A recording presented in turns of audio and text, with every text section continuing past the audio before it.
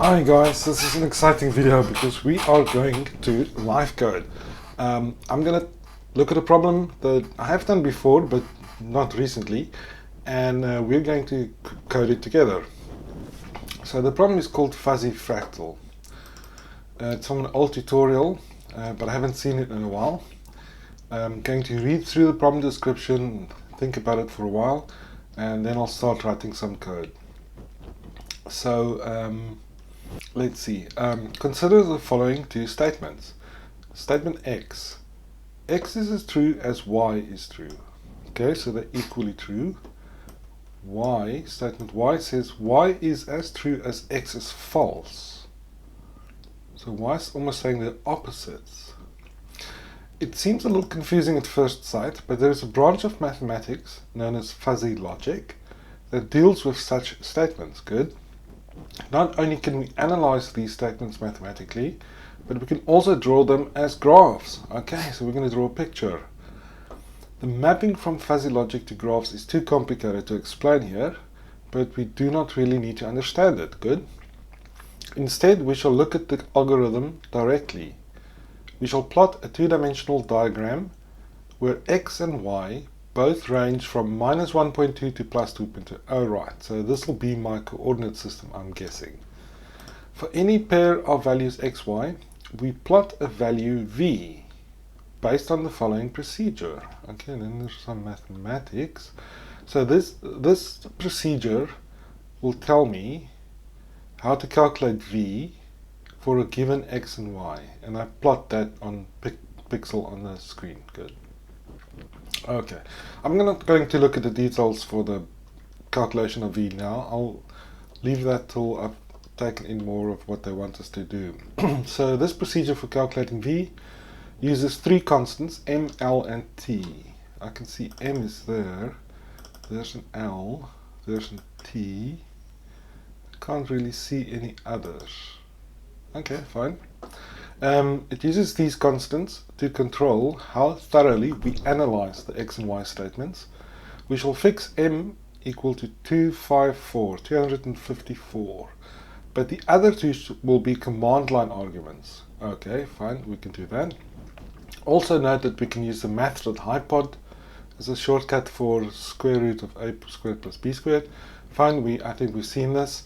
And we can use math.abs as a shortcut for absolute value. Okay, fine, we know that. Well, lastly, to map the value v to a color, we use this Java code. So I can just copy paste this code right where I want it. And then I say, now write a program FuzzyFractal.java that accepts two real command line arguments L and T. These arguments represent the values L and T. The program must use standard draw to draw the diagram as described above, and to get started, they're going to give us an outline. That's excellent. And then the program should behave as follows.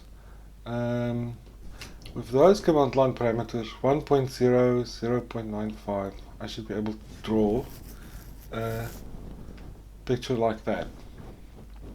Okay, fine. And by playing around with the parameters and the colors, you can form an interesting range of images. Okay, they look okay, good, interesting stuff. But let's start with this.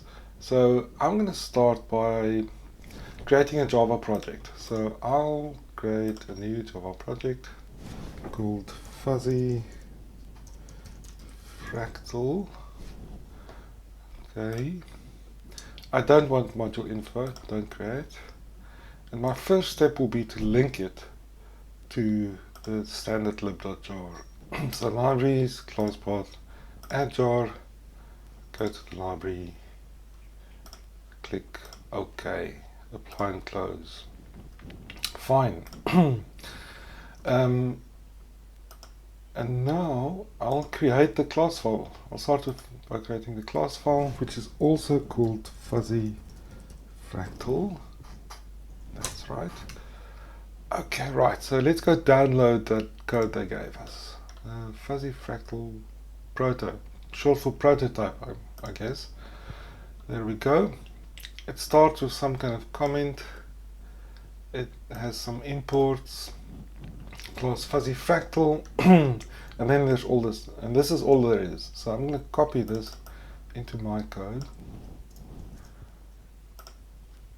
Okay. I'll close the console for now, just because it's in the way. It's complaining about standard draw. I can fix that by importing it. So let's have a look at this code. Starts by putting m equal to 254, that's fine. Then it says x min is minus 1.2, x max is 1.2, y min, y max. Okay, right, so those are our coordinates.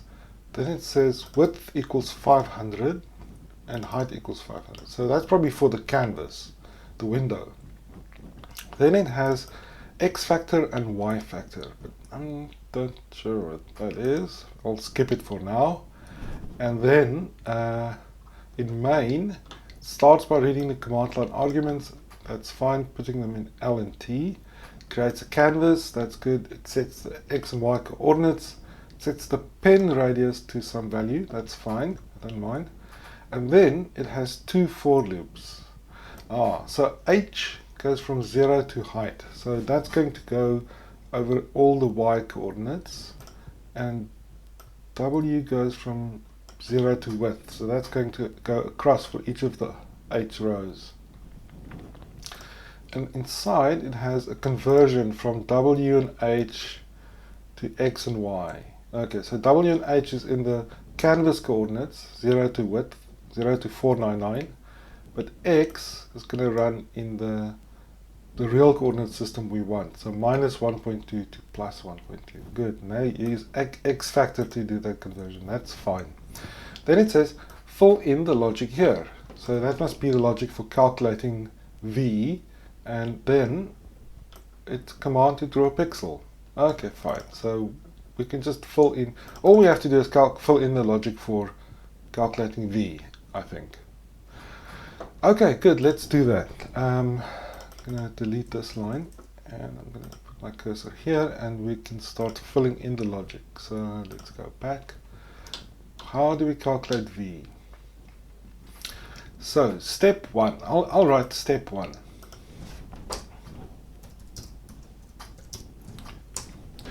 Step 1 is let x0 y0 equals x and y. Okay, so I see that there's a repeat here, so this little procedure is probably using x0 and y0 instead of x and y, because we don't want to disturb x and y, so inside we're using x0 and y0. Okay, fine, we can do that.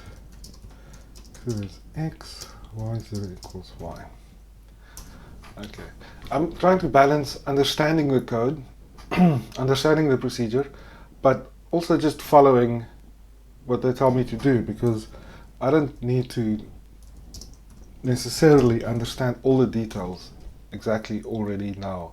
I can accept that there are some things that will become clear later. Right, step 2, set v to 0, but what should v be?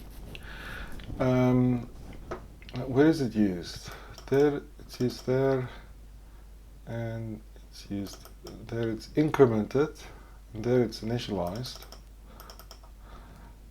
and then it's also used here in the subscript. But I can't see v being directly involved in the calculation, so I'm going to make v an integer for now, and then I will fix it later on if it's necessary. Step 3. Let's just move this up a little bit. Okay.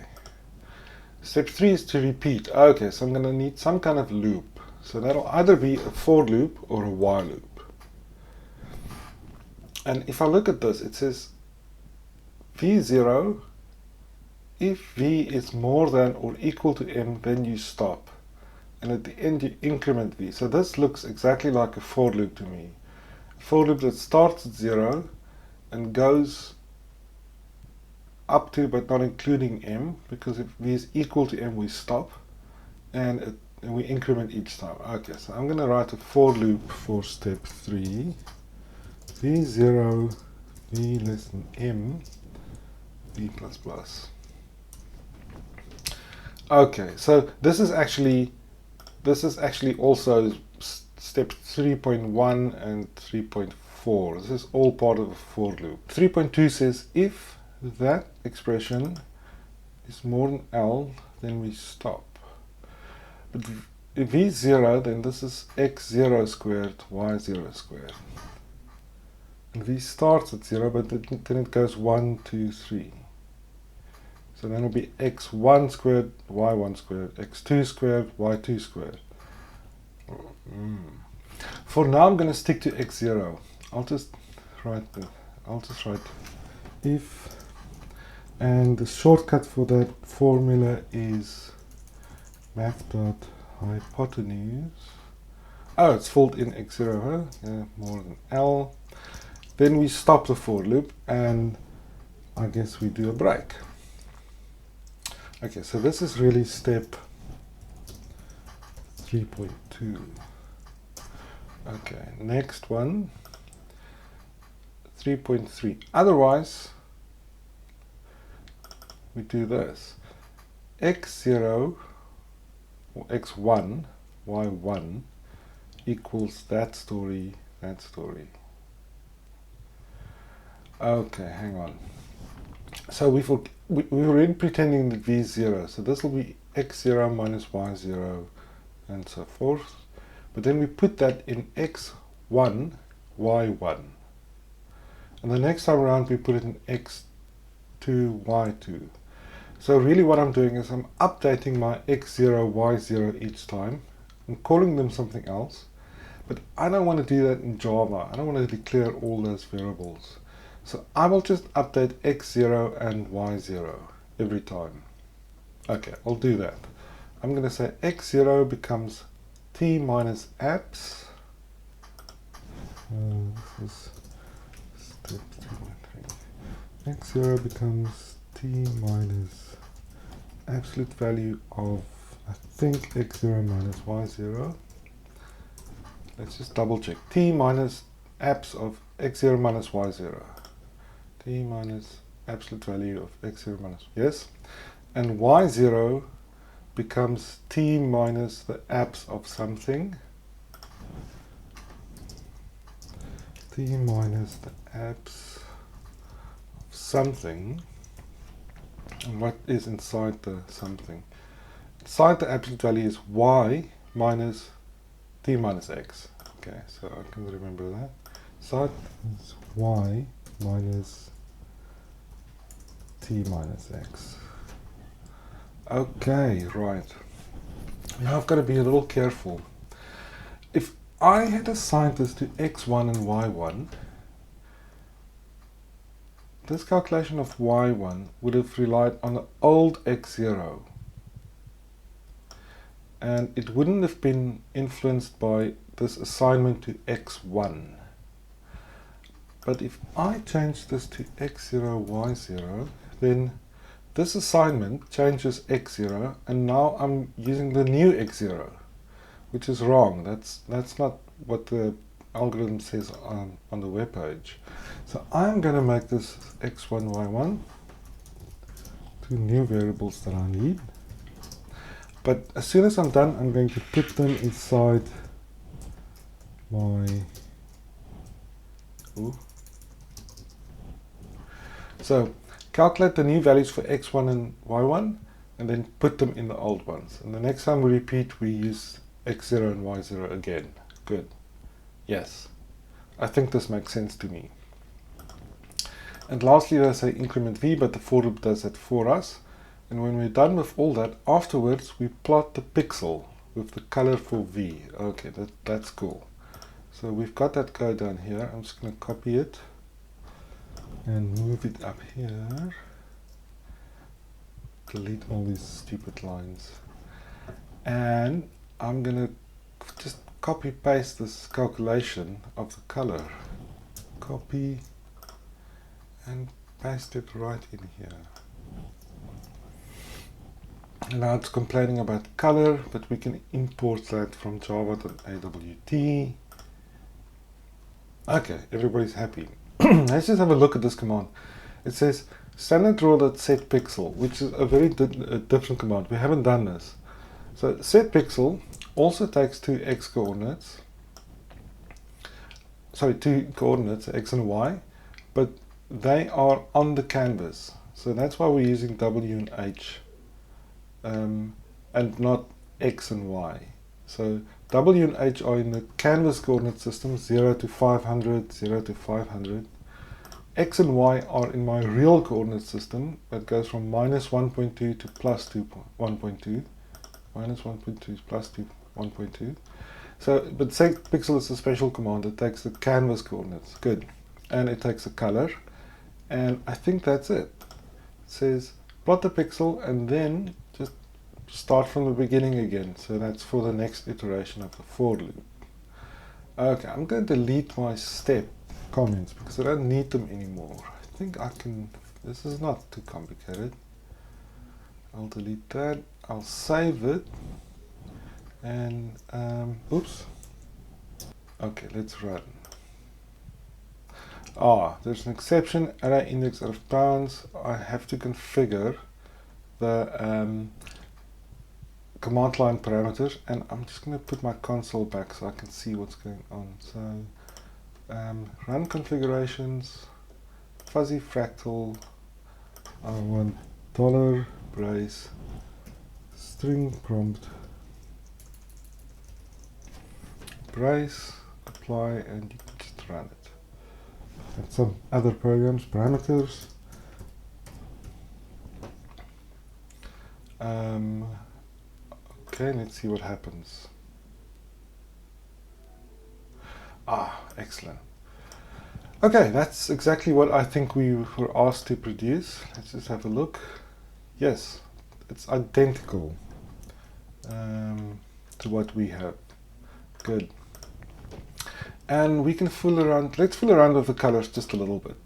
So I'm going to close that and go to the color calculation. Let's see, so that's the R value, that's the green value, G, that's the B value, blue.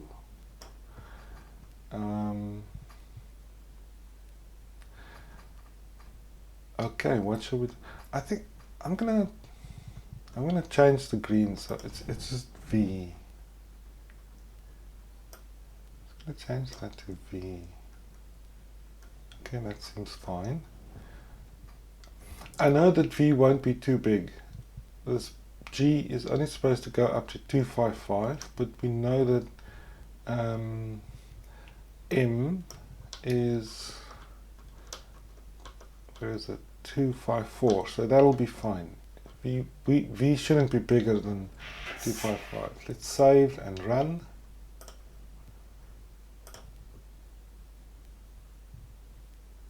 Oh, the Dark Knight, very different. Not really what I expected, but okay, it's fine. Okay, good. I'm gonna stop here. I'm satisfied. I'm happy. Okay, that was fun. Thanks, guys.